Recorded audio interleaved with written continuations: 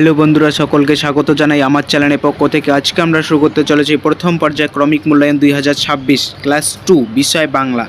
বন্ধুরা, তোমাদের প্রশ্ন সেট 2 অর্থাৎ প্রশ্ন সেট 1 যদি দেখে না থাকো এই ভিডিওর ডেসক্রিপশনে দেওয়া থাকবে, তোমরা অবশ্যই দেখে নেবে। আর বন্ধুরা, এই প্রথম পরীক্ষা একটা ভালো রেজাল্ট করতে গেলে তোমাদের এখন থেকে প্রস্তুতি নিতে হবে, তাহলেই তোমরা অবশ্যই একটা ভালো রেজাল্ট করবে। এই প্রশ্ন সেটগুলি স্টেপ বাই স্টেপ ভালো করে দেখে যাও, অবশ্যই তোমরা একটা ভালো রেজাল্ট করবেই। বন্ধুরা, তোমাদের এই প্রথম পরীক্ষায় নম্বর থাকবে টোটাল 20 নম্বর আর সময় থাকবে 40 মিনিট, বোঝা গেল? আর এখানে দেখে নাও কীভাবে ফর্মগুলো ফিল আপ করবে তোমাদের যে পরীক্ষার হলে, সেটা দেখে নাও। এখানে তোমরা লিখবে পরীক্ষার্থীর নাম, অর্থাৎ তোমাদের এখানে তোমাদের নাম লিখবে, বিদ্যালয়ের নাম লিখবে। আর এখানে দেখে নাও যে সময় হচ্ছে 40 মিনিট আর নম্বর হচ্ছে 20 নম্বর, বোঝা গেলো? এখানে হচ্ছে ক্রমিক সংখ্যা, অর্থাৎ তোমাদের রোল নম্বরটা লিখে দেবে। এইভাবে তোমাদের দেওয়া থাকবে ওখানে, বোঝা গেলো? এইভাবে ফর্মটা ফিল আপ করে তারপর তোমরা পরীক্ষারগুলো দেবে, ভালো করে প্রশ্নর অ্যান্সারগুলো লিখবে, বোঝা গেলো সহজভাবে? তা বন্ধুরা, চলো দেখে নেওয়া যাক আজকের ইম্পর্টেন্ট প্রশ্নগুলি কী কী রয়েছে। এগুলি ভালো করে দেখে নিলেই তোমরা অবশ্যই একটা ভালো রেজাল্ট করবে। চলো দেখে নেওয়া যাক। বন্ধুরা, একের দাগে এখানে কি বলা হয়েছে দেখে নাও। একের দাগে এখানে কি বলা হয়েছে, যুক্ত বর্ণগুলি ভেঙে লেখো, অর্থাৎ তোমাদেরকে একসঙ্গে যে শব্দগুলি রয়েছে সেগুলিকে তোমাদেরকে ভেঙে বসাতে হবে, বোঝা গেল? এখানে একের এক দাগে কি হয়েছে দেখো, গ দজপলা অর্থাৎ গদ্য। তাহলে এটাকে তোমাদেরকে কী করতে হবে, আলাদা করতে হবে, বোঝা গেল সহজভাবে? তাহলে এখানে তোমাদেরকে লিখতে হবে গ আর এখানে দয় জপলা অর্থাৎ গদ্য। এই দুটো একসঙ্গে করে দিলে হবে এই ওয়ার্ডটা, বোঝা গেলো সহজভাবে? তারপরটা 2 নম্বরটা দেখো, নিচে কি রয়েছে, গয়রফলা আর ম গ্রাম, অর্থাৎ তোমাদেরকে এই একসঙ্গে শব্দটিকে তোমাদেরকে আলাদা করে দিতে হবে, বোঝা গেলো? আলাদা লিখতে হবে। এইখানে তোমরা লিখবে কি, গয়রফলা আকার, আর এখানে লিখে দিলে ম, তাহলে হয়েছিল কি গ্রাম, বোঝা গেলো? এইভাবে তোমাদেরকে ভেঙে করতে হবে, অর্থাৎ তোমরা এগুলি ভালো করে প্র্যাকটিস করে নাও। এই রকম কোশ্চেন টাইপগুলোই পরীক্ষার মধ্যে আসে প্রত্যেক বছরে, বোঝা গেলো সহজভাবে?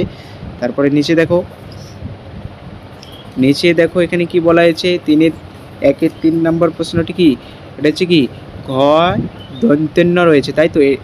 এটাকে তোমরা আলাদা করে দিবে। তাহলে এখানে লিখবে তোমরা ঘ আর এখানে লিখে দেবে দন্ত্যন্য, বোঝা গেলো? এইভাবে করবে তোমরা, বোঝা গেলো সহজভাবে? আশা করি বুঝে গেছো কীভাবে করতে হবে।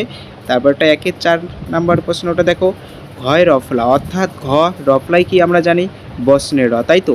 তাহলে এখানে তোমাদেরকে লিখতে হবে কি ঘ, আর রফলার জন্য এখানে তোমাদের লিখতে হবে কি বসনের র, বোঝা গেলো সহজভাবে? বন্ধুরা, এভাবেই তোমাদেরকে করতে হবে।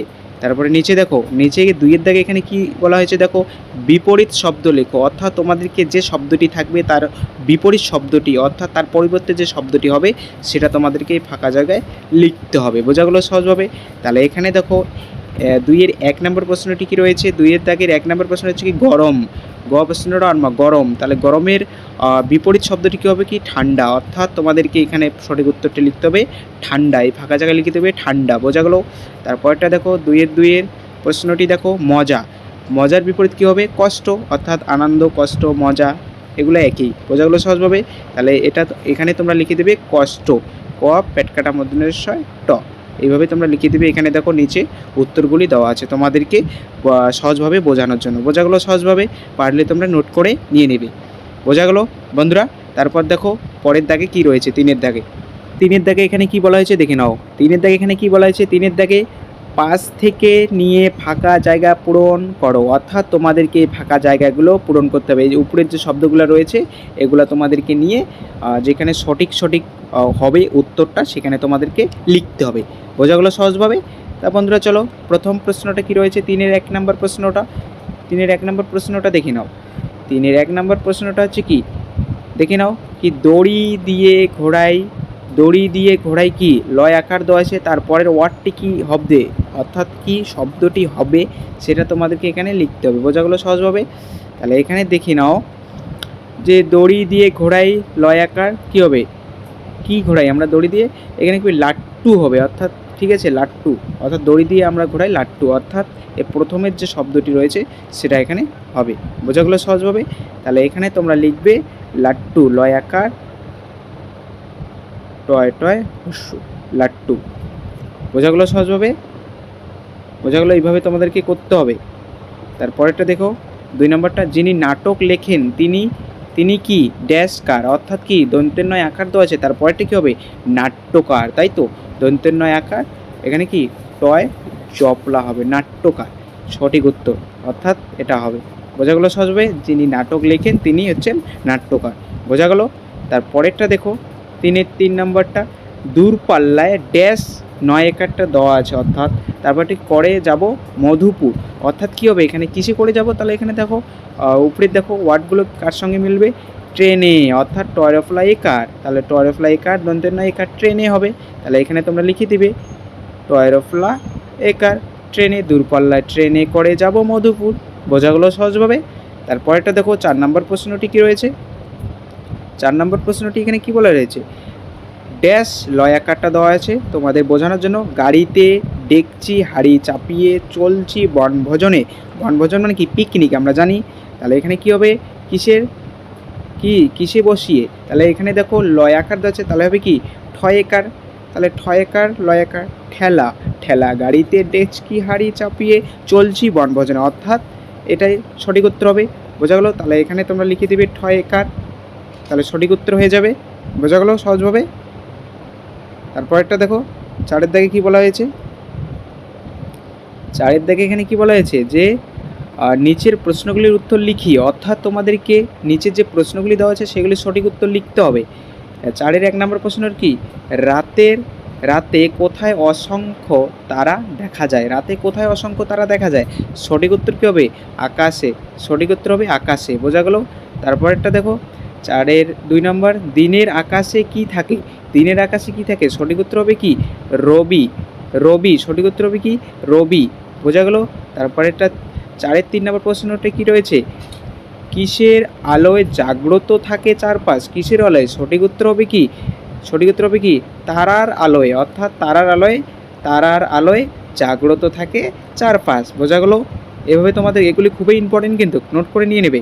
তারপরেরটা দেখে নাও 4 নম্বরটা কি বলা হয়েছে, কিসের কিরণে মুছে যায় সব গ্লানি, অর্থাৎ কিসের কিরণে, সঠিক উত্তরটি কী হবে যে রবির কিরণে। বোঝা গেলো সঠিকভাবে।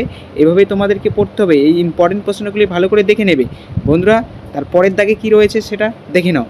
5 দাগে এখানে কি বলা হয়েছে দেখে নাও। 5 দাগে এখানে কি বলা হয়েছে, বাক্য রচনা করি, অর্থাৎ তোমাদেরকে একটা বাক্য থাকবে, সেটার তোমাদেরকে রচনা করতে হবে, অর্থাৎ বাক্য রচনা লিখতে হবে, সেটা সম্বন্ধে তোমাদেরকে লিখতে হবে। বোঝা গেলো সহজভাবে। 5 1 নাম্বারটি কী হচ্ছে বই, তাহলে বই আমরা যে বাক্য রচনা করি কীভাবে লিখতে পারি যে আমি রোজ বই পড়ি, অর্থাৎ এটা হয়ে গেল একটা বাক্য, আমি রোজ বই পড়ি, এভাবেই তোমাদেরকে লিখতে হবে, সঠিক উত্তর হবে এটা। বোঝা গেলো। তারপরে হচ্ছে 5 2 হচ্ছে মেঘ আমরা মেঘভাবে আমরা কি বাক্য রচনা করতে পারি, আকাশে মেঘ জমেছে, অর্থাৎ সঠিক উত্তর এখানে কি হবে এটা হবে। বোঝা গেলো সহজভাবে। তোমাদেরকে এইভাবে করতে হবে, এই শব্দগুলির পরিবর্তে যদি অন্য শব্দও দেয় সেটা তোমাদেরকে বুঝে এই রকম করে তোমাদেরকে লিখতে হবে। বোঝা গেলো সহজভাবে। তারপরটা 5 3 নাম্বার হচ্ছে মাছের বাক্য রচনা কী হবে, যে মাছ কোথায় থাকে, জলে থাকে আমরা জানি, তাহলে মাছ জলে থাকে, এটা একটা হয়ে গেলো বাক্য রচনা। বোঝা গেলো সহজভাবে। তারপরেরটা দেখে নাও। তারপরেরটা হচ্ছে কি 4 নাম্বারটা কি 5 4 ছবি দিয়ে একটা বাক্য রচনা কী হবে, আমি ভালো ছবি আঁকি, এটা একটা হয়ে গেলো, বা অন্য একটাও লিখতে পারো, বা যেটা যেন বাক্য রচনাটা সঠিক হয় সেভাবেই তোমরা লিখবে। বোঝা গেলো সহজভাবে। তাহলে এটা হচ্ছে সঠিক উত্তর। তারপরেরটা দেখো 5 5 নাম্বার হচ্ছে টক দিয়ে আমরা একটা বাক্য রচনা কি লিখতে পারি, যে তেঁতুল খেতে টক হয়, এটা একটা হয়ে গেলো বাক্য রচনা। বোঝা গেলো সহজভাবে। তারপরেরটা দেখে নাও 5 6 নম্বর প্রশ্নটা এখানে কি বলা হয়েছে দেখে নাও। 5 হচ্ছে কলম দিয়ে একটা বাক্য রচনা কি হবে যে আমি প্রতিদিন কলম দিয়ে লেখা লিখি, অর্থাৎ এটা একটা হয়ে গেলো বাক্য রচনা। বোঝা গেলো সহজভাবে। তোমাদেরকে এগুলি এইভাবেই করতে হবে সম্পূর্ণগুলো। বোঝা গেলো সহজভাবে।